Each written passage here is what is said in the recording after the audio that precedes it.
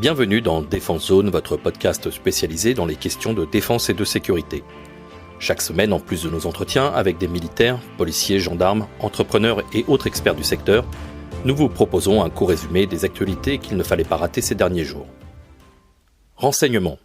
C'est un poste vacant qui vient de trouver preneur. Le mercredi 13 avril, le Conseil des ministres a nommé le général Jacques Langlade de Montgros au poste de directeur du renseignement militaire DRM. Cette fonction était inoccupée depuis le 31 mars, date du départ anticipé du général Éric Vidot, nommé l'an dernier après un jeu de chaises musicales qui a alimenté les conversations dans les couloirs du ministère des Armées. L'ex-DRM avait été évincé il y a quelques semaines après qu'on lui ait reproché un manque d'anticipation sur la guerre en Ukraine. Le général de Montgros, ce Saint-Cyrien de la promotion générale de l'Estrin entre 88 et 91, a notamment commandé le 1er régiment de hussards parachutistes de 2010 à 2012, la 11e brigade parachutiste de 2019 à 2021. Le monde du renseignement ne lui est pas totalement étranger. En effet, il a été affecté pendant 3 ans, entre 2007 et 2010, au bureau réservé du ministre de la Défense, chargé des relations avec les services de renseignement du ministère, et ce, en pleine création de la Coordination nationale du renseignement. Il occupera ensuite le poste de chef du bureau de renseignement du Centre de planification et de commandement des opérations, le CPCO. Après son départ de la 11e brigade parachutiste de Toulouse, le général de Montgros a été à la tête de la mission européenne en République centrafricaine, avant d'être nommé en février 2022 comme inspecteur à l'inspection de l'armée de terre. Cette nomination, en tant que directeur du renseignement militaire, permettra au général de prendre sa 4e étoile et d'être élevé au rang de général de corps d'armée. Espace. Avec 70% d'occupation de notre planète, les mers et océans sont particulièrement difficiles à surveiller et contrôler. La France n'y coupe pas, d'autant plus qu'elle possède la 2e plus grande zone économique exclusive de plus de 10 millions de kilomètres carrés. La ZEE est un espace maritime sur lequel un État côtier exerce des droits souverains et économiques.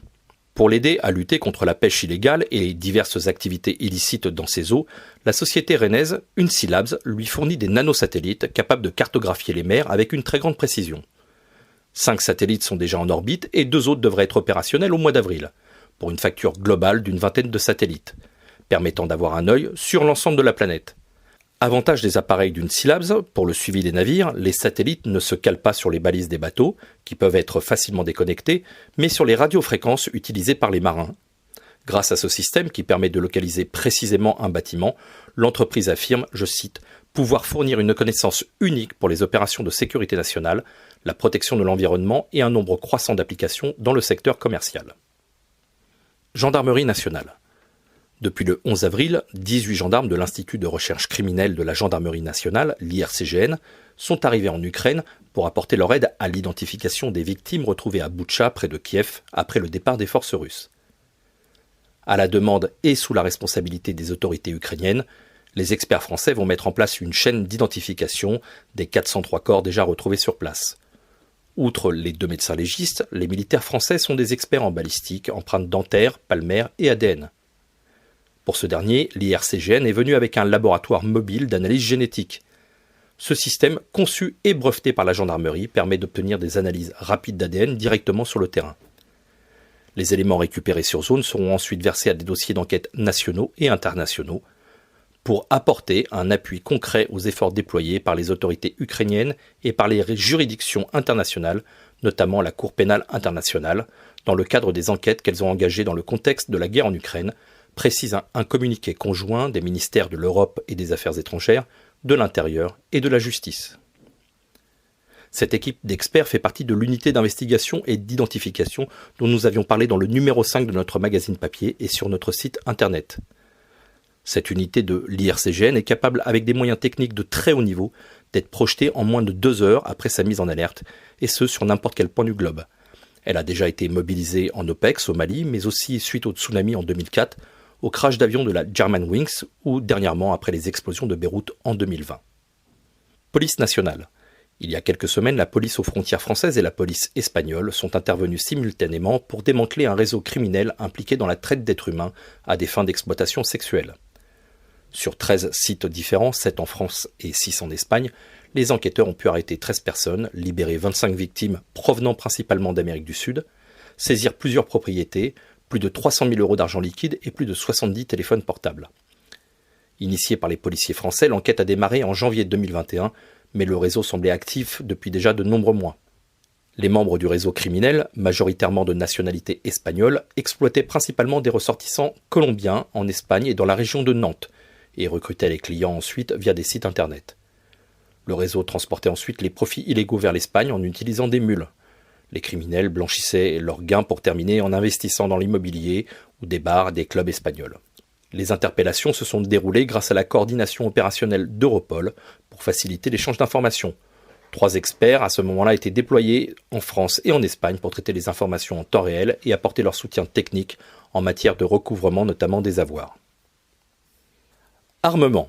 Fin mars, un communiqué du ministère des Armées annonçait le 2e essai réussi d'un tir de qualification du nouveau missile air-sol moyenne portée amélioré rénové, la CMPA-R.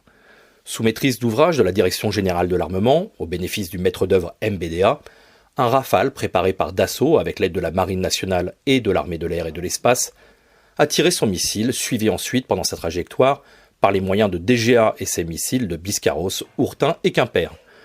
Ce 2e tir, le premier date de décembre 2020, permet désormais de passer à la phase de production en série du missile supersonique, porteur d'une charge thermonucléaire. Il équipera prochainement les Rafales F-3R Marine et ceux de l'armée de l'air et de l'espace. Industrie. L'hélicoptère Sikorsky Boeing SB-1 Defiant X, candidat au programme FLRAA pour Future Long Range Assault Aircraft de l'armée américaine, a effectué avec succès ses premiers vols d'essai depuis le début de l'année, notamment sur des atterrissages en zone confinée et des déplacements à basse altitude. Ces vols valident la pertinence de l'appareil coproduit par Lockheed Martin et Boeing pour les missions militaires, à savoir un système de rotor coaxial et une hélice de poussée permettant un degré élevé de maniabilité tout en réduisant la charge de travail du pilote, précise Boeing. Lors du vol, l'appareil a atteint les 236 nœuds, soit près de 440 km/h, avant de décélérer rapidement à l'approche de la zone d'atterrissage. Ce type de décélération horizontale nous a permis de garder la zone d'atterrissage en visuel tout au long de l'approche sans avoir à subir la décélération et le cabrage typique des hélicoptères, a rapporté Bill Fell, chef des essais en vol du constructeur américain. Début avril, le Defiant X a franchi une nouvelle étape. Pour la première fois, l'hélicoptère a quitté la Floride pour un voyage de près de 1300 km vers Nashville pour le sommet annuel de l'Army Aviation Association of America, pour présenter aux militaires américains les possibilités de ce programme qui aujourd'hui semble avoir les faveurs du Pentagone face à son concurrent Bell. Ukraine. Vous pouvez, comme chaque semaine, continuer à suivre l'évolution du conflit entre la Russie et l'Ukraine en accédant directement à notre article régulièrement mis à jour. Vous trouverez le lien en description de cet épisode.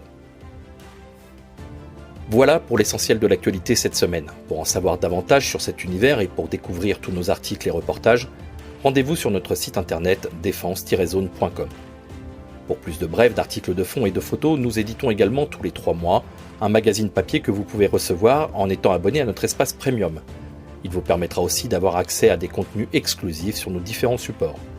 Vous trouverez tous les liens nécessaires dans la description de cet épisode. En attendant, nous vous souhaitons une bonne journée et nous vous donnons rendez-vous la semaine prochaine pour un nouveau résumé de l'actualité des forces de défense et de sécurité.